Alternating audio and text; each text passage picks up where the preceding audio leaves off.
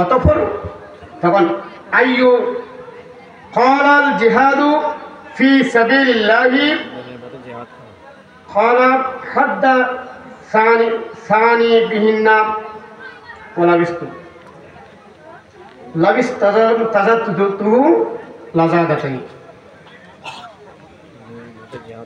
তখন এরপরে যেটা বলেছেন আল্লাহর রাস্তায় জিহাদ করা। আমার আল্লাহ চাইলে বান্দাকে ওইটাই মহব্বত বেশি করতে পারত, জিহাদ করা। কারণ আল্লাহর মহব্বতে তো জিহাদ করতে হবে, আল্লাহর মহব্বতে তো জিহাদ করতে হবে। আল্লাহর বান্দা যদি আল্লাহর প্রতি একেবারে আল্লাহর প্রেমে মগ্ন হয়ে যায়, যেমন আল্লাহর ওলিরা আল্লাহকে সন্তুষ্ট করার কারণে আল্লাহর ওলি হয়েছে, তেমনিভাবে এই যদি আল্লাহর সন্তুষ্টি অর্জন করতে চাই, আল্লাহর রাস্তায় জিহাদ করা মানে এই যে মরে যেতে হবে তাই নয়। নামাজ সেটাও একটা জিহাদ, সেটাও একটা নামাজ আল্লাহ ফরজ করেছেন। ওই নামাজ টিকিয়ে রাখার জন্য, ওই নামাজ ধরে রাখার জন্য নিজের নফসের সাথে জিহাদ করতে হবে, নিজের নফসের সাথে জিহাদ করতে হবে। আমার রাসূল বলেছেন আল্লাহর রাস্তায় জিহাদ করলে সেটাও আমার আল্লাহ পছন্দ করেন। তাহলে বোঝা গেল এই নামাজের গুরুত্ব আগে, তারপর আসতেছে মা বাবার সদ্ব্যবহার। আপনি নামাজ পড়বেন, মা বাবাকে দেখবেন না, তা হবে না।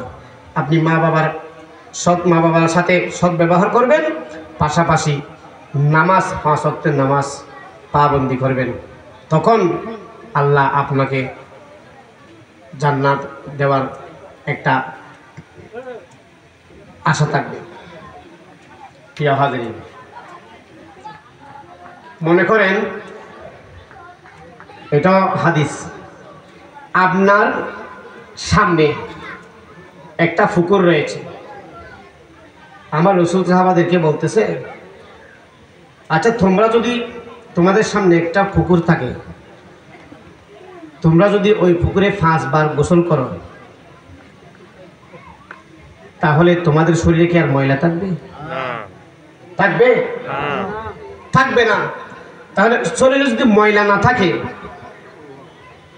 শুধু নামাজের কারণে, গোসলের কারণে ডেইলি 5 বার গোসল করলে যদি ময়লা না থাকে, এখন ওই পুকুরে গোসল করা যেভাবে, তেমনি ভাবে তুমি যখন 5 ওয়াক্তের নামাজ 5 বার আদায় করবে, তখন তোমাকে আল্লাহ গুনাহ থেকে মুক্ত করবেন। সুবহানাল্লাহ।